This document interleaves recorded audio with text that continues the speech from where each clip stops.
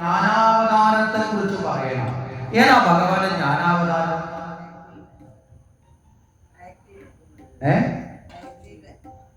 ഭഗവാന്റെ ജ്ഞാനാവതാരം ഏതാണ്? ഇവിടെ ജ്ഞാനാവതാരം ദശാവതാരത്തിൽ പെട്ടിട്ടില്ല. ദശാവതാരമാണ് പൂർണ്ണം നമ്മൾ ധരിക്കരുത്. ദശാവതാരം കാലാന്തരത്തിലുണ്ടായ ഒരു ചിത്രീകരണമാണ്, ബലപ്പെട്ടു എന്നാണ്. എന്താ കാര്യം എന്ന് വെച്ചാൽ ഭാഗവതത്തിന്റെ അടിസ്ഥാനത്തിലല്ല ദശാവതാരം. ദശാവതാരത്തിലെ അവതാരങ്ങളൊക്കെ ഭാഗവതത്തിലുണ്ട്. അപ്പൊ കാലാന്തരത്തിൽ ഒരു പക്ഷേ അതിനെക്കുറിച്ചിട്ടുള്ള നമ്മുടെ ശ്രേഷ്ഠന്മാരായ ആചാര്യന്മാർ പറയുന്നത് ഓരോ കാലഘട്ടങ്ങളിലും നമ്മുടെ ആശയങ്ങളെ ആവിഷ്കരിക്കപ്പെടുന്ന സമയത്ത് ഈ ഡാർവിന്റെ പരിണാമ സിദ്ധാന്തം പോലുള്ളതൊക്കെ കടന്നു വന്നപ്പോൾ ജലത്തിൽ നിന്ന് സൃഷ്ടി തുടങ്ങി ഇങ്ങനെയുള്ള ഡാർവിന്റെ പരിണാമ സിദ്ധാന്തം അത് വകഭേദം വന്നാണ് മനുഷ്യനിലേക്ക് എത്തിയത്. അതുകൊണ്ട് ലോകത്തിലെ ഏറ്റവും വലിയ ശാസ്ത്രം ഡാർവിന്റെ പരിണാമ സിദ്ധാന്തമാണ് എന്നൊക്കെ പറഞ്ഞുകൊണ്ട് ചില വാദഗതികളോടെ കടന്നു വന്നപ്പോൾ നമ്മുടെ ആചാര്യന്മാർ കാട്ടിത്തന്നതാണ്. അതിനേക്കാളും ഒക്കെ വളരെ കാലം മുമ്പ് തന്നെ ഭാരത സംസ്കാരം, ഭാരതത്തിന്റെ പൈതൃകത്തില് ഈ ജലത്തിൽ നിന്ന് ജീവൻ തുടങ്ങിയതിന്റെ ചിത്രീകരണം ആരിലൂടെ വന്നു? വിഷ്ണുവിന്റെ അവതാരത്തിലൂടെ. മത്സ്യം കൂർമ്മം വരാഹം അല്ലേ? ആദ്യം മത്സ്യം വന്നു, പിന്നെ കൂർമ്മം വന്നു, വെള്ളത്തിലും കരയിലും അല്ലേ? വരാഹം വന്നു ചെളിക്കുണ്ടിലേക്ക്, അത് കഴിഞ്ഞ് മൃഗത്തിലേക്ക്, നരസിംഹം, ഇങ്ങനെ ഘട്ടഘട്ടമായി വന്നു എന്ന് കാണിക്കാൻ വേണ്ടി ചിത്രീകരിച്ച ഒരു ചിത്രീകരണമാണ് യഥാർത്ഥത്തിൽ ഈ ദശാവതാരം. അപ്പൊ ദശാവതാരം മാത്രമല്ല, ഭഗവാന്റെ 24 അവതാരങ്ങളെ കുറിച്ച് ഭാഗവതം ചർച്ച ചെയ്യുന്നത്. അതിലെ ജ്ഞാനാവതാരം എന്ന് പറഞ്ഞ കപിലാവതാരമാണ്. ഭഗവാന്റെ കപില അവതാരം, കപില വാസുദേവൻ എന്നുള്ള അവതാരമാണ്. ആ ജ്ഞാനാവതാരത്തെ കുറിച്ച് നമുക്ക് ഈ സമയത്ത് ഒന്ന് ചിന്തിക്കാം. ഇവിടെ എന്താണ് കപിലാവതാരത്തിന്റെ പ്രത്യേകത എന്ന് ചോദിച്ചാൽ, കപിലാവതാരം പരിപൂർണമായ ജ്ഞാനാവതാരമാണ്. അറിവ് പകർന്നു കൊടുക്കുക. ഭഗവാന്റെ അവതാരങ്ങളെല്ലാം തന്നെ കൃത്യമായ ഉദ്ദേശത്തോടു കൂടി നടക്കുന്നതല്ലേ? വെറുതെ വരുന്നതാണോ? അല്ല. അവതാരം എന്ന വാക്കിന്റെ അർത്ഥം എന്താ? അവതാരം എന്ന വാക്കിന്റെ അർത്ഥം എന്താ? മലയാളത്തിന്റെ അർത്ഥം ഇറങ്ങി വരിക എന്നുള്ളതാണ്. ഏതൊരു സ്ഥലത്താണോ ഉദ്ധരിക്കപ്പെടേണ്ടത് അവിടേക്ക് ഇറങ്ങി വരിക എന്നുള്ളതാണ്, സംഭവിക്കുക എന്നുള്ളതാണ്. ഭഗവാന്റെ അവതാരം എന്തിനു വേണ്ടിയിട്ടാണ്? ഈ ഭഗവാൻ ഈ അവതാരങ്ങളൊക്കെ എടുത്തുള്ളത് എന്തിനു വേണ്ടിയിട്ടാണ്? എന്തിനു വേണ്ടിയിട്ടാണ്? ടൈം പാസിനാണ്. വൈകുണ്ഠത്തിൽ ഇരുന്നപ്പോൾ ഒന്ന് ബോറടിച്ചു, എന്നാൽ പിന്നെ കൃഷ്ണനായിട്ടൊന്ന് പോയി കളയാം, അങ്ങനെയാണോ? അല്ലെങ്കിൽ നരസിംഹമായിട്ടൊന്ന് പോയി കളയാം, അങ്ങനെയാണോ? ഭഗവാന്റെ അവതാര ഉദ്ദേശം എന്താ? വളരെ കൃത്യമായി നമുക്കൊക്കെ അറിയാം. ഭഗവത്ഗീതയിൽ നമ്മളെല്ലാവരും കേട്ടിട്ടുള്ള ഒരു ശ്ലോകം തന്നെയുണ്ട്. പരിത്രാണായ സാധൂന വിനാശായ ചതുഷ്കൃത. അടുത്ത വരി എന്താ? ധർമ്മ സംസ്ഥാപനാർത്ഥായ സംഭവാമി യുഗേ യുഗേ. ധർമ്മ പുനഃസ്ഥാപനത്തിന് വേണ്ടിയിട്ടാണ്. മനസ്സിലായില്ലേ? ധർമ്മ സംസ്ഥാപനത്തെ, ധർമ്മത്തെ ഉദ്ധരിക്കാൻ വേണ്ടിയിട്ടാണ് ഭഗവാന്റെ അവതാരങ്ങളെല്ലാം വന്നിട്ടുള്ളത്. അപ്പൊ ധർമ്മത്തെ ഉദ്ധരിക്കാൻ നമ്മൾ പല അവതാരങ്ങൾ നോക്കുമ്പോൾ ഭഗവാൻ വരുന്ന ദുഷ്ടന്മാരെ നിഗ്രഹിക്കുന്നു. ഇനി ദുഷ്ടന്മാരിലേക്ക് എത്താതിരിക്കാൻ എന്ത് ചെയ്യണം? അറിവ് പകർന്നു കൊടുത്താലും അല്ലേ ധർമ്മ പുനഃസ്ഥാപനം നടക്കും. എല്ലാവരെയും കൊന്നു മാത്രം ധർമ്മത്തെ പുനഃസ്ഥാപിക്കാൻ പറ്റുമോ? പറ്റില്ല. അപ്പൊ ശരിയായ ജ്ഞാനം ഇല്ലാത്തപ്പോഴാണ് അജ്ഞാനികളുള്ള. അജ്ഞാനത്തിൽ എത്തിക്കഴിയുമ്പോഴാണ് നിഗ്രഹം വരുന്നത്. മനസ്സിലായില്ലേ? അജ്ഞാനത്തിലേക്ക് എത്തുന്നതിന് മുമ്പ് നിഗ്രഹം വേണം? വേണ്ട. അപ്പൊ അജ്ഞാനത്തിലേക്ക് എത്താതിരിക്കാൻ എന്ത് വേണം? ജ്ഞാനമാണ് പകരേണ്ടത്. ഈ ജ്ഞാനത്തെ പകരുന്ന അവതാരമാണ് കപിലാവതാരം. ആരിലൂടെ? സ്വന്തം അമ്മയ്ക്ക് തന്നെ ജ്ഞാനോപദേശം കൊടുത്തു. വളരെ പ്രധാനമായ ഒരു ഭാഗമാണ്. നമ്മളൊക്കെ ക്ഷേത്രത്തിലെത്തിയാൽ പ്രാർത്ഥിക്കും, ഭഗവാനെ ദുഃഖം ഉണ്ടാവില്ലേ അല്ലേ? ഇത് പ്രാർത്ഥിക്കാത്ത ആരെങ്കിലും ഉണ്ടാവോ?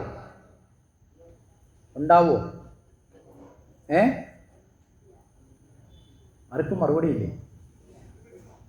നമ്മളെല്ലാവരും മനസ്സുകൊണ്ട് ആഗ്രഹിക്കുന്ന ദുഃഖം ഉണ്ടാകും. പക്ഷെ ഇവിടെ ഭാഗവതം തുറക്കുന്ന സമയത്ത് തന്നെ ഒരു വലിയ അത്ഭുതമുണ്ട്. ഭാഗവതത്തില് ഭഗവാന്റെ 34 സ്തുതികളുണ്ട്. മനസ്സിലായില്ലേ? ഭഗവാനെ സ്തുതിക്കുന്ന 34 സ്തുതികളുണ്ട്. ബ്രഹ്മാ സ്തുതി വരെയുണ്ട്. മനുഷ്യൻ തൊട്ട് മൃഗം, മനുഷ്യനും മൃഗവും പക്ഷിയും അതുപോലെ തന്നെ ഋഷീശ്വരന്മാരും ബ്രഹ്മാവും വരെ ആരെ സ്തുതിക്കുന്നു? ഭഗവാനെ സ്തുതിക്കുന്നു അല്ലേ? മനുഷ്യന്റെ സ്തുതിയിൽ ആര് വരുന്നുണ്ട്? കുന്തിദേവി വരുന്നില്ലേ? അത് കഴിഞ്ഞ് കഴിഞ്ഞാൽ മൃഗങ്ങളുടെ സ്തുതിയിൽ ഗജേന്ദ്രൻ വരുന്നില്ലേ? ആനയുടെ രൂപത്തിലുള്ള ഭഗവാനെ സ്തുതിക്കുന്നുണ്ട്. അത് കഴിഞ്ഞാൽ ഇന്ദ്രൻ വന്ന് സ്തുതിക്കുന്നുണ്ടല്ലേ? സർപ്പങ്ങൾ, കാളിയന്റെ പത്നിമാര് ഭഗവാനെ സ്തുതിക്കുന്നുണ്ട്. കാളിയനും അത് കഴിഞ്ഞാൽ ബ്രഹ്മാവ് ഭഗവാനെ സ്തുതിക്കുന്നുണ്ട്. അങ്ങനെ എല്ലാവരും സ്തുതിക്കുന്ന 34 സ്തുതികളിൽ ഭാഗവതത്തിൽ ആദ്യത്തെ സ്തുതി ഒരു അത്ഭുതകരമായ തത്വമാണ്. ഏതാണ് ആദ്യത്തെ സ്തുതി? ആദ്യത്തെ സ്തുതി ആരാണ് ഭഗവാനെ സ്തുതിക്കുന്നത് ഭാഗവതത്തില്? ആരാ?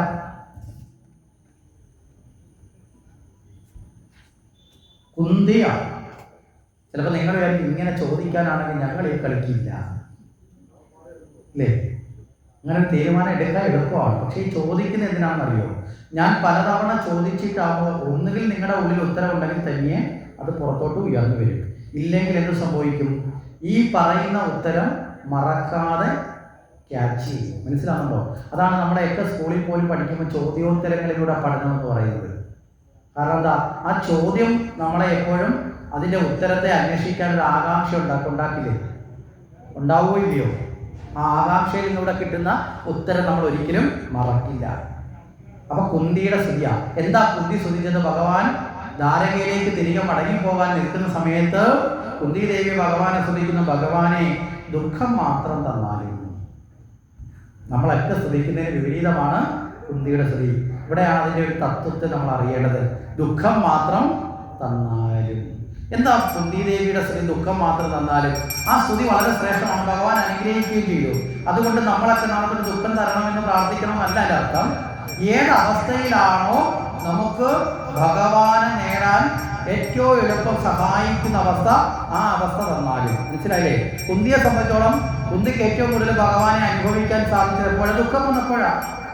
കാരണം കുന്തിയുടെ മക്കൾ ഓരോ ദുർഘടാവസ്ഥയിൽ അപകടത്തിൽ പെടുന്ന സമയത്തും പ്രതിസന്ധി ഉണ്ടാകുമ്പോഴൊക്കെ കുന്തി ആരെയാ വിളിക്കുന്നത്? ഭഗവാനെ എൻ്റെ മക്കളെ കാത്തോണേ, അരക്കില്ലത്തിൽ നിന്ന് രക്ഷിച്ചു ഇല്ലേ? അവിടെ കുരുക്ഷേത്ര യുദ്ധക്കളത്തിൽ പലതവണ ഓരോരുത്തരെയും രക്ഷിച്ചു. അങ്ങനെ ആ ഭഗവാന്റെ കാരുണ്യം ഒന്നുകൊണ്ട് മാത്രമാണ് തൻ്റെ മക്കൾ സുരക്ഷിതരായിട്ടുള്ളതെന്ന് ആർക്കറിയാം? കുന്തിക്കറിയാം. അവിടെയൊക്കെ കുന്തി ഓരോ ദുഃഖം വരുമ്പോഴും ഓരോ പ്രതിസന്ധി വരുമ്പോഴും ആരെ വിളിക്കും? ഭഗവാനെ വിളിക്കും. അപ്പൊ ഭഗവാനെ വിളിക്കാനുള്ള ആത്മപ്രേരണ ഉണ്ടാകുന്ന അവസ്ഥ എനിക്ക് എപ്പോഴും ഉണ്ടാകണേ. അതൊരു നല്ല കാര്യമല്ലേ? അല്ലേ? ദുഃഖം വേണമെന്ന് നാളത്തെ ആരും പോയി പ്രാർത്ഥിക്കണമെന്നല്ല പറഞ്ഞ അർത്ഥം. ഇനി നിങ്ങൾക്ക് സുഖത്തിലാണ് ഭഗവാനെ കിട്ടുന്ന ആഗ്രഹത്തിൽ അങ്ങനെ സുഖത്തിൽ ഇരുന്നോണ്ട് വിളിക്കുക. അപ്പം ഭഗവാനെ ആശ്രയിക്കാൻ പര്യാപ്തമായ അവസ്ഥ നഷ്ടപ്പെടുത്തരുതേ ഭഗവാൻ. ഇതാണ് കുന്തി പറഞ്ഞതിന്റെ അർത്ഥം. മനസ്സിലായില്ലേ? ഇപ്പൊ കുന്തി എപ്പോഴും ദുഃഖം വരണമെന്ന് പറഞ്ഞതാ. ദുഃഖം വരുമ്പോഴൊക്കെ ഞാൻ എന്ത് ചെയ്യും? നിന്നെ വിളിക്കും. അപ്പൊ എനിക്ക് നിന്നെ മറക്കാൻ സാധിക്കില്ല. കാരണം എപ്പോഴും ദുഃഖമുണ്ടെങ്കിൽ എപ്പോഴും വിളിച്ചുകൊണ്ടിരിക്കുക. അതിനേക്കാൾ വലിയ ഭാഗ്യമുണ്ടോ? അപ്പൊ ഭഗവാനെ എപ്പോഴും സ്മരിക്കാനുള്ള മാർഗം അതായിരിക്കണം ഒരു ഭക്തൻ എപ്പോഴും നേടേണ്ടത്. എപ്പോഴും ഭഗവാനെ ഓർക്കാനുള്ള മാർഗത്തിൽ നമ്മൾ മുന്നേറണം. അപ്പൊ നമുക്ക് ആരെ നഷ്ടപ്പെട്ടു പോവില്ല? ഭഗവാനെ നഷ്ടപ്പെട്ടു പോവുകയില്ല. അപ്പൊ ആ നിലയിലേക്ക് നമ്മുടെ മനസ്സിനെ ഉയർത്തണം. ഇവിടെയാണ് മറ്റൊരു അമ്മ, അതായത് കപിലന്റെ അമ്മയായിട്ടുള്ള ദേവഹൂതി, ആ അമ്മയുടെ ദുഃഖത്തിന്റെ വിനാശം എങ്ങനെയാണ് മകൻ നടത്തുന്നതെന്ന് കാവിലേയത്തിലൂടെ, കപിലന്റെ കഥയിലൂടെ നമ്മളെ ബോധിപ്പിക്കുകയാണ്. നമ്മളിന്ന് രാവിലെ പറഞ്ഞു സായംഭൂമനും ശതരൂപയും അല്ലെ? ബ്രഹ്മാവ് സൃഷ്ടിച്ച് ഭൂമിപാലനത്തിന് അയച്ചവരാണ്. ഈ സായംഭൂമനുവിനും ശതരൂപയ്ക്കും 5 മക്കൾ ജനിച്ചു. ആ 5 മക്കള് 3 പെൺകുട്ടികളായിരുന്നു, 2 ആൺകുട്ടികളാണ്. ഉത്താനപാദനും പ്രിയംവദനും, അത് കഴിഞ്ഞാൽ ആഹുതി, രുചി, അതുപോലെ തന്നെ ദേവഹൂതി. ഇങ്ങനെ 5 മക്കള് ജനിച്ചു. ആഹുതി, പ്രസൂതി, അതുപോലെ തന്നെ ദേവഹൂതി. അപ്പൊ ഇതില് ദേവഹൂതി വളരെ ശ്രേഷ്ഠയായ അതീവ ബുദ്ധിശാലിയായിട്ടുള്ള ആ ദേവഹൂതിയുടെ വിവാഹകാലം എത്തിയപ്പോൾ ഏറ്റവും ഉചിതമായ ഒരു ഭർത്താവിനെ കണ്ടെത്തണം എന്നുള്ള മോഹം അച്ഛനും അമ്മയ്ക്കും ഉണ്ടായി. അങ്ങനെ സായംഭൂമനും ശതരൂപദേവിയും കൂടി തങ്ങളുടെ മകൾക്ക് ഏറ്റവും യോജിച്ച, അപ്പോൾ ചോദിക്കും ബാക്കി 2 പേരും, അവർ 2 പേരുടെ വിവാഹം കഴിഞ്ഞു. പ്രസൂതിയെ ദക്ഷ പ്രജാപതി വിവാഹം കഴിച്ചു, രുചി പ്രജാപതി ആഹുതിയെ വിവാഹം കഴിച്ചു. അപ്പൊ പിന്നെ ഒരു പെൺകുട്ടിയേ ഉള്ളൂ. അപ്പൊ ഉത്തമയായ തന്റെ മകൾക്ക് നല്ല യോജിച്ച ഒരു വരനെ വേണമെന്നുള്ള ആഗ്രഹമുണ്ടായി. ആ ആഗ്രഹത്തിന്റെ അടിസ്ഥാനത്തിൽ ആ യോജിച്ച വരനെ അന്വേഷിച്ചു. ഈ അന്വേഷണത്തിന് ഒരു ഉപദേശം തേടി സ്വന്തം പിതാവായ ബ്രഹ്മാവിന്റെ അടുത്ത് വരെ എത്തി. ബ്രഹ്മാദേവനോട് സ്വയംഭൂ മനുദേവൻ ചോദിച്ചു, മകൾക്ക് പറ്റിയ ഒരു വരനെ അന്വേഷിച്ച് കണ്ടെത്തി തരണമെന്ന് പറഞ്ഞു. ബ്രഹ്മദേവൻ പറഞ്ഞു, ഏറ്റവും ഉത്തമനായിട്ടുള്ള ഒരാളുണ്ട്, കർദ്ധമൻ എന്നാണ് പേര്. അദ്ദേഹം ചെറുപ്പകാലത്ത് തപസ് ചെയ്ത് ഭഗവാനെ തന്നെ മകനായി ജനിക്കാൻ വരം നേടിയ ആളാണ് ആര്? കർദ്ധമൻ എന്ന് പറഞ്ഞു. അത് ആ കർദ്ധമൻ ഇപ്പോൾ വീണ്ടും തപസ് ചെയ്ത് ബ്രഹ്മനിഷ്ഠയിൽ മുഴുകുകയാണ്, അദ്ദേഹത്തിനെ പോയി കണ്ടാൽ എന്ന് പറഞ്ഞ് യാത്രയാക്കി. അങ്ങനെ സ്വയംഭൂ മനുവും ശതരൂപ ദേവിയും കൂടി മകളായ ദേവഭൂതിയും കൂട്ടി എവിടെ എത്തി? കർദ്ധമൻ തപസ് ചെയ്യുന്ന സ്ഥലത്ത് എത്തി. കർദ്ധമനെ കണ്ടു. കർദ്ധമൻ ഇവരെ സൽക്കരിച്ചിരുത്തി. എന്താണ് നിങ്ങൾ വന്ന കാര്യം ചോദിച്ചു. അപ്പൊ കാര്യങ്ങളൊക്കെ പറഞ്ഞു. എന്താ പറഞ്ഞ കാര്യം? ആ പറഞ്ഞ മകളുടെ വിവാഹത്തിന് വേണ്ടി ഒരു വരനെ അന്വേഷിച്ചു എന്നതാണ്. അപ്പോൾ കർദ്ധമൻ പറഞ്ഞു, വളരെ നല്ലതല്ലേ, മകൾക്ക് എന്തായാലും ഉത്തമനായ ഒരു വരനെ കണ്ടെത്തുക എന്നുള്ളത് ആരുടെ കടമയാണ്? മാതാപിതാക്കളുടെ കടമയാണ് എന്നുകൂടി പറഞ്ഞു. അതൊക്കെ പറഞ്ഞതിന് ശേഷം പറഞ്ഞു, ശരി ആയിക്കൊള്ളട്ടെ, എന്നാൽ ആ കാര്യങ്ങളൊക്കെ നടക്കട്ടെ എന്ന് ഞാൻ പറഞ്ഞു. ഇനി അങ്ങയുടെ കൂടി അനുവാദം വേണം. കർദ്ധമൻ ചോദിച്ചു, ഞാൻ എന്ത് അനുവാദം തരണം? അല്ല, അങ്ങാണ് വിവാഹം കഴിക്കേണ്ടത്. കർദ്ധമൻ ഞെട്ടിപ്പോയി. കർദ്ധമൻ പറഞ്ഞു, ഞാനിപ്പോ വിവാഹ കാര്യങ്ങളെ കുറിച്ചൊന്നും ചിന്തിക്കുന്ന ആളല്ല. ഇപ്പൊ എന്റെ മനസ്സ് പൂർണ്ണമായും ബ്രഹ്മനിഷ്ഠയിൽ ആ ബ്രഹ്മഭാവത്തിൽ ഉറച്ചു നിന്ന് തപസ് ചെയ്യുന്ന ഒരു താപസിയാണ് ഞാൻ. അതുകൊണ്ട് വിവാഹ കാര്യത്തിനോട് എനിക്ക് താല്പര്യം ഇല്ല എന്ന് പറഞ്ഞ് നിരസിക്കാൻ തയ്യാറായി. ഈ നിരസിക്കാൻ തയ്യാറായ സമയത്ത് ആ വേളയിൽ ഈ സ്വയംഭൂ മനു ശതരൂപ ദേവിയും ഈ കർദ്ധമനോടൊരു കാര്യം കൂടി പറഞ്ഞു, ഞങ്ങൾ ബ്രഹ്മദേവൻ പറഞ്ഞിട്ട് വന്നതാണ്, ഞങ്ങൾ ബ്രഹ്മദേവന്റെ നിർദ്ദേശം അനുസരിച്ച് വന്നതാണ് എന്ന് പറഞ്ഞു. അപ്പൊ ബ്രഹ്മാവ് പറഞ്ഞു എന്ന് പറഞ്ഞാൽ പിന്നെ മറുത്തൊരു വാക്ക് പറയാൻ ആരും തയ്യാറായില്ല. കർദ്ധമൻ തയ്യാറായില്ല. കർദ്ധമൻ വിവാഹം കഴിക്കാൻ തയ്യാറായി. പക്ഷെ ഒരു ഉപാധി വെച്ചു, ഒരു ഉടമ്പടി വെച്ചു. ആ ഉടമ്പടിയും കൂടി നമ്മളൊന്ന് മനസ്സിലാക്കണം. ആ ഉടമ്പടി എന്ന് പറഞ്ഞാൽ, ഞാൻ വിവാഹം കഴിക്കാം, പക്ഷേ എപ്പോഴെങ്കിലും എനിക്ക് ഈ കുടുംബ ജീവിതത്തിനോട് വിരക്തി ഉണ്ടായാൽ, അതിന്റെ രാഗം ഇല്ലാണ്ടായാൽ ഞാൻ ഇവിടെ ഉപേക്ഷിക്കും. ഇങ്ങനെ ഒരു ഉടമ്പടി പറഞ്ഞാൽ ഏതെങ്കിലും മാതാപിതാക്കള് മക്കളെ കല്യാണം കഴിച്ചു കൊടുക്കുമോ? കല്യാണം കഴിക്കാൻ പറ്റുന്ന ചെറുക്കൻ പറയുകയാണ്, എനിക്ക് ഏതെങ്കിലും കാലത്ത് ഈ കുടുംബ ജീവിതത്തിനോടുള്ള വിരക്തി, മോഹം ഇല്ലാണ്ടായാൽ അന്ന് ഞാൻ നിങ്ങളുടെ മോളെ ഉപേക്ഷിക്കും എന്ന് പറഞ്ഞാൽ ആരെങ്കിലും കല്യാണം കഴിച്ചു കൊടുക്കുമോ? ഇനി അങ്ങനെ പറയുന്ന ഒരാളിനെ മാതാപിതാക്കൾ തയ്യാറായാലും ആ പെൺകുട്ടി വിവാഹം കഴിക്കുമോ?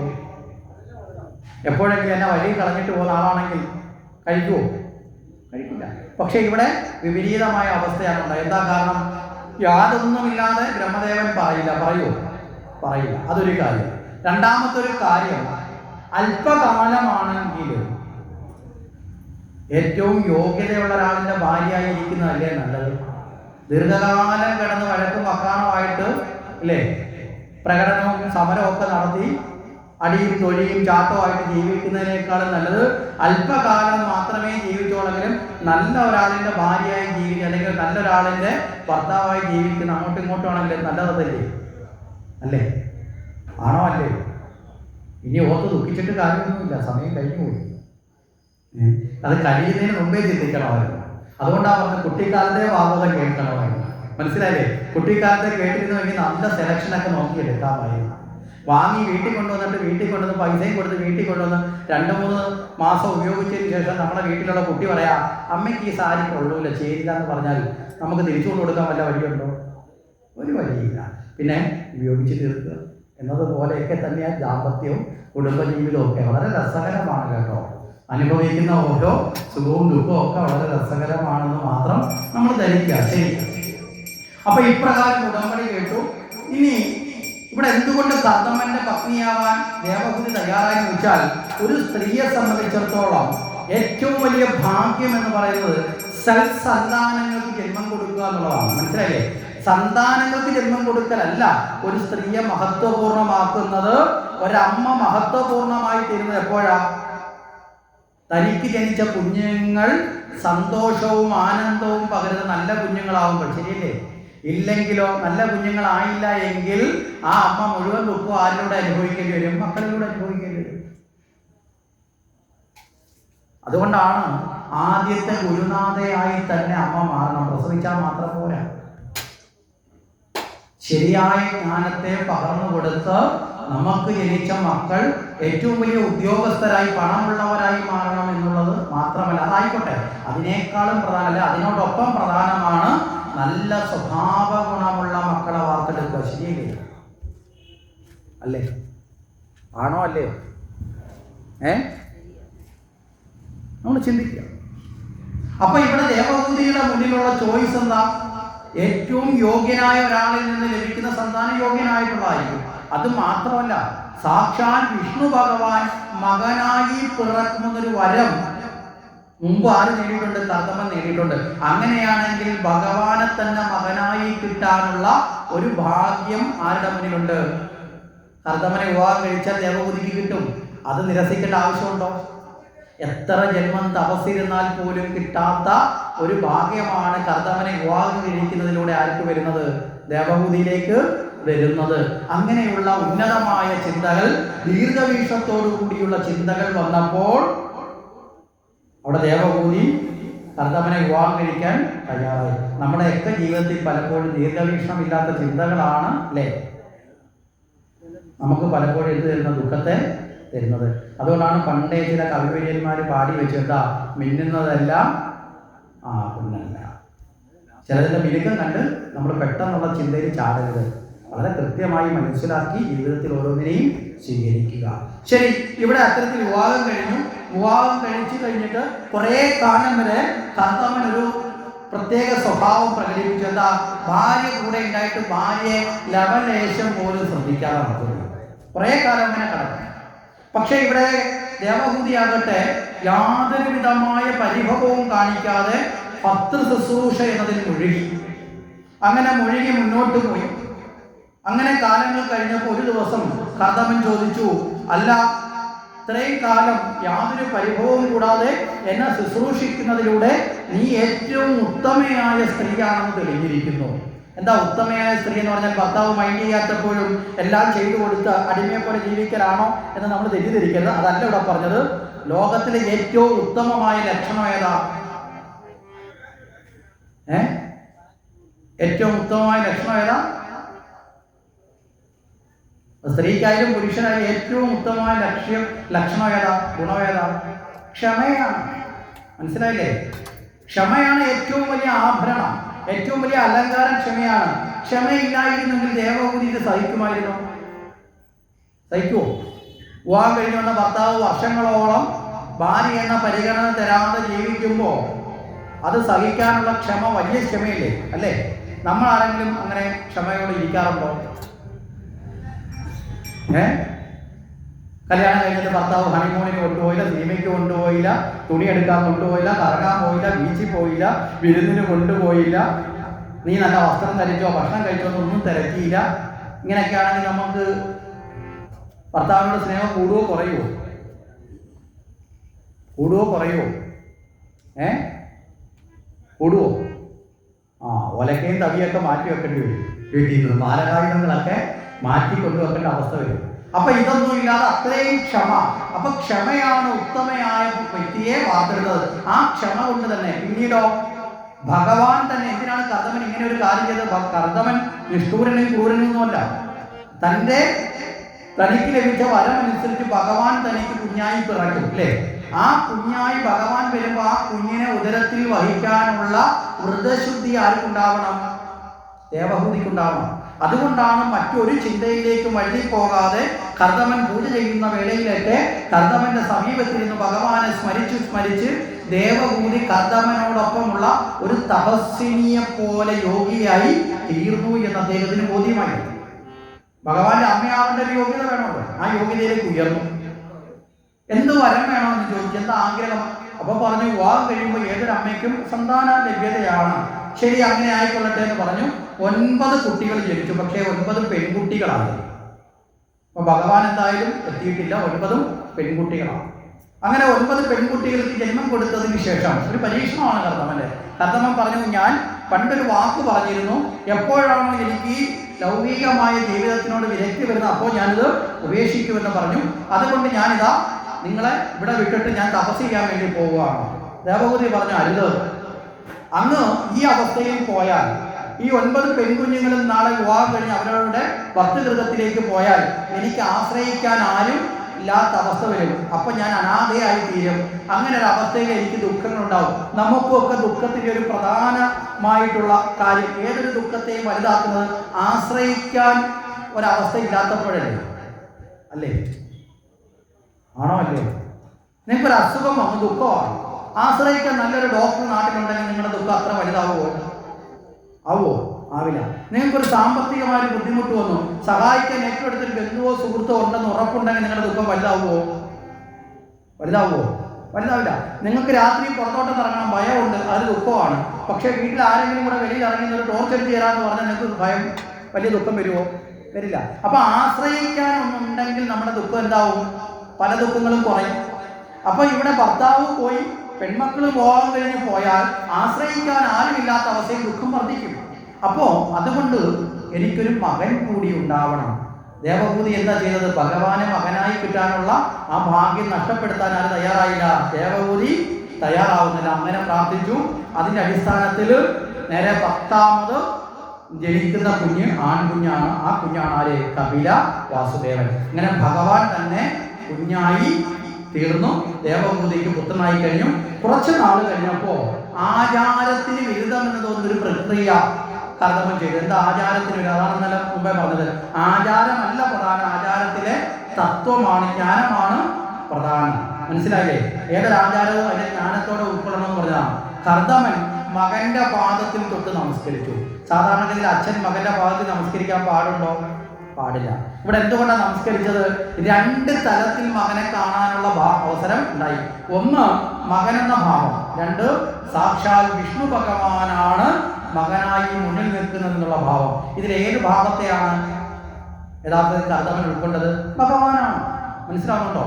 അപ്പൊ ഏറ്റവും ഉന്നതമായ ഭാവത്തെ ഉൾക്കൊണ്ടപ്പോ രണ്ടാമത്തത് ഗൗണധർമ്മമായി, മുഖ്യധർമ്മത്തെ ഉൾക്കൊണ്ട് ഭഗവാനെ നമസ്കരിച്ചു. എന്നിട്ട് പോകുന്ന നേരത്ത് കർദമൻ പറഞ്ഞു, ഞാൻ ഇവിടെ നിന്ന് പോയി കഴിയുമ്പോൾ കുറെ നാൾ കഴിയുമ്പോൾ നീയും ഈ ലൗകിക ജീവിതമൊക്കെ ഉപേക്ഷിച്ച് പോകുമെന്ന് എനിക്ക് ഉറപ്പുണ്ട്. കാരണം ഈശ്വരൻ ഒരിക്കലും ലൗകിക ജീവിതത്തിൽ എന്ത് ചെയ്യില്ല, നമ്മൾ കെട്ടിക്കിടക്കുമോ? നമ്മളാണ് ഓരോ കെട്ടഴിക്കുന്നതിന് മുമ്പ് 10 കെട്ടുകൊണ്ടിട്ട് മുറുക്കി വെക്കും. മനസ്സിലല്ലേ? ഒന്നഴിക്കാൻ വേണ്ടി 10 കെട്ടിടും, 10 കുരുക്കുണ്ടാക്കും. അവസാനം കുരുക്കിൽ നിന്ന് വരാതെ കെട്ടുകളായത് കർമ്മം പുരുഷൻ എന്ന് പറഞ്ഞാൽ ഇങ്ങനെ കെട്ടി ഒന്നും വിടാതെ ഇങ്ങനെ കിടന്നിട്ട് അവസാനം പറയും, എന്നെ എല്ലാവരും വിടുന്നില്ല എന്ന് പറയും. ആ വിടാത്ത അവസ്ഥ ഉണ്ടാക്കിയതാരാ? നമ്മൾ തന്നെയാണ്. അപ്പൊ ഇവിടെ ഭഗവാൻ നേരെ മറിച്ച് ഈ കർമ്മബന്ധത്തിൽ പെടാതിരിക്കും എന്നുള്ളത് കൊണ്ട് വിട്ടുപോകും. അങ്ങനെ ഒരു അവസ്ഥ വന്നാൽ ദേവഭൂതി ഇപ്പൊ ഉന്നയിച്ചൊരു പ്രശ്നമുണ്ടല്ലോ. എന്താ? അവിടെ കർദമൻ പോയാൽ ആശ്രയിക്കാൻ ആളില്ലെങ്കിൽ ദുഃഖം വരും. അങ്ങനെയാണെങ്കിൽ മകനും കൂടി നാളെ പോയാൽ അമ്മയുടെ ദുഃഖം വരില്ലേ? അമ്മയ്ക്ക് വീണ്ടും ദുഃഖാവസ്ഥ ഉണ്ടാവും. അതുകൊണ്ട് നീ പോകുന്നതിന് മുമ്പ് ഈ ദുഃഖ നിവാരണം കൂടി നടത്തിയിട്ടേ പോകാവൂ. പോകണ്ട എന്ന് ഞാൻ പറയില്ല, കാരണം ഞാനും പോവുകയാണ്.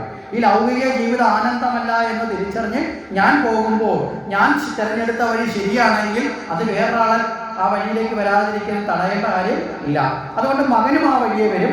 അതുകൊണ്ട് ഞാൻ പോകുകയാണ്. പക്ഷെ നാളെ നീ പോകുമ്പോൾ നിന്നെ ആശ്രയിക്കുന്ന അമ്മ, ഇപ്പൊ ഞാൻ പോകുമ്പോൾ അമ്മ നിന്നെയാണ് ആശ്രയിക്കുന്നത്, നീ പോകുമ്പോൾ അമ്മയ്ക്ക് ആശ്രയമില്ലാതെ വരരുത്.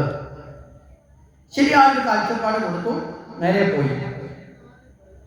അപ്പൊ ഇത് കഴിഞ്ഞ് കുറെ നാൾ കഴിഞ്ഞപ്പോ ഈ കപിലൻ അമ്മയോട് പറഞ്ഞു, അമ്മേ, ഞാൻ ഇവിടം വിട്ട് പോവുകയാണ്. എനിക്ക് ഈ ലൗകികമായ കുടുംബജീവിതത്തിലൊന്നും വലിയ താല്പര്യം ഇല്ല. അമ്മ പറഞ്ഞു, അച്ഛൻ ഇതുപോലെ ഒരിക്കൽ പോകാൻ നേരത്ത് പ്രാർത്ഥിച്ചപ്പോഴാണ് നിന്നെ എനിക്ക് തന്നത്. അപ്പൊ എനിക്കൊരു സന്തോഷമുണ്ടായി, നിന്നെ ആശ്രയിക്കാം, മകനാണല്ലോ, ആശ്രയിക്കാം എന്നുള്ളൊരു ആനന്ദം ഉണ്ടായി. പക്ഷെ നീ കൂടി പോകുമ്പോൾ ഞാൻ ആരെ ആശ്രയിക്കും? അപ്പൊ എനിക്കുണ്ടാകുന്ന ദുഃഖം അത് വളരെ വലുതായി മാറില്ലേ എന്ന് ചോദിച്ചു. ഈ സമയത്താണ് ദുഃഖ നിവാരണത്തിന്റെ മാർഗം അമ്മയ്ക്ക് മകൻ ഉപദേശിച്ചു കൊടുക്കുക. നമുക്കും ഒക്കെ അത് ബാധകമാണ്. ആ ദുഃഖ നിവാരണത്തിന്റെ മാർഗം, അമ്മേ, ദുഃഖം ഉണ്ടാകുന്നത് ആരെ ആശ്രയിക്കുന്നോ, ആശ്രയിക്കാൻ ആളുണ്ടോ ഇല്ലയോ എന്നതിനെ അടിസ്ഥാനപ്പെടുത്തിയല്ല. ആശ്രയിക്കാൻ നമ്മൾ വിചാരിക്കുകയാണ്, നമുക്കൊരു അസുഖം വന്നു, നാളെ രാവിലെ പോയി ഇന്നടത്തെ ചവറയിലുള്ള ഇന്ന ഡോക്ടറെ കാണും എന്ന് വിചാരിച്ച് നമ്മളിന്ന് സമാധാനത്തിൽ കിടന്നുറങ്ങി നോക്കുക. നാളെ രാവിലെ എണീക്കുമ്പോൾ ആ ഡോക്ടർ ഭൂമിക്ക് വേണ്ടി ഉണ്ടാവില്ല എന്നല്ല ഉറപ്പുണ്ടോ? നമ്മൾ ആശ്രയിച്ച ആള് അവിടെ എന്നും ഉണ്ടെങ്കിലല്ലേ അത് ദുഃഖത്തിന് മാറ്റം വരുത്തുള്ളൂ. അപ്പൊ നമ്മൾ ശാശ്വതമായതിനെ അല്ലല്ലോ ആശ്രയിക്കുന്നതാണോ? അല്ല. അപ്പൊ അതുകൊണ്ട് തന്നെ ആത്യന്തികമായ ദുഃഖ നിവാരണം നടക്കില്ല. അപ്പൊ ആത്യന്തികമായ ദുഃഖ നിവാരണം ഉണ്ടെങ്കിൽ ശാശ്വതമായതിനെ ആശ്രയിക്കണം. അതായത് നാശമില്ലാത്തതിനെ ആശ്രയിക്കണം. നാശമില്ലാത്തതായി പ്രപഞ്ചത്തിൽ ഏതൊന്നേ ഉള്ളൂ? ഈശ്വരൻ മാത്രമേ ഉള്ളൂ. അതുകൊണ്ട് ഭഗവാനെ ആശ്രയിക്കുക. എങ്ങനെ? ദുഃഖത്തിന്റെ കാരണമായിരിക്കുന്ന അജ്ഞാനത്തെ വെടിയുക. അജ്ഞാനമാണ് ദുഃഖത്തിന്റെ കാരണം, ജ്ഞാനമാണ് ദുഃഖ നിവാരണത്തിനുള്ള ഔഷധം. മനസ്സിലായില്ലേ? അതുകൊണ്ടാണ് ഭാഗവതം സർവ ദുഃഖ സംഹാരിയാണ്. ഏത് ദുഃഖത്തിനും ഭാഗവതം കേൾക്കുമ്പോൾ സംതൃപ്തിയിലേക്ക് എത്തും, മനസ്സ് ശാന്തമാവും. എന്താ കാരണം? ശരിയായ ബോധം. നഷ്ടപ്പെടുന്ന വസ്തുക്കളുള്ള ആസക്തിയാണ് പലപ്പോഴും നമ്മുടെയൊക്കെ ദുഃഖത്തിന്റെ കാരണം. ശരിയല്ലേ? നമ്മൾ ആശ്രയിക്കുന്നവർ പോലും ആ ഭൗതികമായി നാളെ ഇല്ലാതാവുന്ന നശ്വരമായ ഭൗതിക വസ്തുക്കളോടുള്ള കാമന കൊണ്ടാണ് നമ്മൾ ആശ്രയിക്കുന്നത്. യഥാർത്ഥത്തിൽ ഇവർ എല്ലാ കാലത്തും ഉണ്ടെന്നുള്ള ബോധത്തിലാണോ? എല്ലാ കാലത്തും ഉണ്ടാവുമോ? ഉണ്ടാവില്ല. അപ്പൊ ഈശ്വരൻ മാത്രമാണ്. ആ ഈശ്വരനിലേക്ക് നമ്മൾ എത്തണമെങ്കിൽ അജ്ഞാനം അകലണം. അജ്ഞാനം അകലണമെങ്കിൽ എന്ത് വേണം? ജ്ഞാനം ഉണ്ടാകണം. അറിവ് നേടുക, ജ്ഞാനത്തെ നേടുക എന്ന് പറഞ്ഞുകൊണ്ട് അമ്മയ്ക്ക് ജ്ഞാനോപദേശം കൊടുത്തു. കാപിലേയം എന്ന ആ കപില വാസുദേവന്റെ ഉപദേശം വളരെ ഗംഭീരമായ പരമജ്ഞാനത്തിന്റെ പ്രതീകമാണ്. ഉപദേശം കൊടുത്തു. അതിൽ ഭഗവാനെ ഉപാസിക്കാൻ പറഞ്ഞു. ആ ഉപാസനാ വേളയിൽ പറഞ്ഞ ഒരു കാര്യം കൂടി സൂചിപ്പിച്ച് നമുക്ക് കാവിലേയം അവസാനിപ്പിക്കാം. അത് പ്രധാനപ്പെട്ട ഒരു കാര്യമാണ്. നമ്മുടെയൊക്കെ ഈശ്വരാരാധനയിൽ നമ്മൾ പഠിക്കേണ്ടതാണ്. ഈശ്വരാരാധനയെ 3 തരത്തിലായിട്ട് അവിടെ കപിലൻ അമ്മയോട് പറഞ്ഞു കൊടുക്കുന്നത്. അമ്മയെ ഉത്തമമായ ഈശ്വരാരാധനയുണ്ട്, മധ്യമമുണ്ട്, അതായത് കേവലാരാധനയുണ്ട്. കേവലാരാധനയാൽ വിഗ്രഹങ്ങളിലും വസ്തുക്കളിലും മാത്രം ഈശ്വരനെ സങ്കല്പിച്ച് ആരാധിക്കുന്നത് കേവലാരാധനയാണ്. മനസ്സിലാകുന്നുണ്ടോ? വിഗ്രഹങ്ങളിലുണ്ട്, ചിത്രങ്ങളിലുണ്ട്, നിലവിളക്ക് കത്തിച്ചാൽ അവിടെ ഈശ്വരനുണ്ട്, ബാക്കിയൊന്നും ഈശ്വരനില്ല. അവിടെ എങ്ങനെ വേണമെങ്കിലും ജീവിക്കുക എന്ന് തോന്നുന്ന അവസ്ഥ കേവല ആരാധനയാണ്. നമ്മളിൽ ഏറിയ പങ്കും ആൾക്കാർ ഇതിനകത്തല്ലേ പെട്ട് നിൽക്കുന്നത്, അല്ലേ? അപ്പൊ അത് മോശമെന്നല്ല, അത് കേവലമാണ്, സാധാരണ നിലയിലുള്ള തുടക്കം മാത്രമാണ്. മധ്യമ ആരാധന എന്ന് പറഞ്ഞാൽ ഈശ്വരൻ സർവ വസ്തുക്കളിലുമുണ്ട്. മനസ്സിലായില്ലേ? സർവ്വതിലും ഈശ്വരനുണ്ട് എന്ന അർത്ഥത്തിൽ സഹജീവികളുള്ള സഹവർത്തിത്വവും സ്നേഹവും വർദ്ധിപ്പിച്ചുകൊണ്ട് ജീവിത മൂല്യങ്ങളെ ഉയർത്തുന്ന ആരാധനയാണ് മധ്യമം. ഉത്തമ ആരാധന എന്ന് പറഞ്ഞാൽ എന്താ? ഈശ്വരൻ ഇല്ലാത്തതായ യാതൊന്നുമില്ല. കാണുന്ന വസ്തുവിലും നമ്മളിലും സർവ്വതിലും ഉള്ളത് ഒന്നാണ് എന്ന ഭാവത്തിൽ. അതാണ് നമുക്ക് തത്വമസിയുടെ തത്വമൊക്കെ ഇവിടെ ചേർത്ത് വെക്കാം.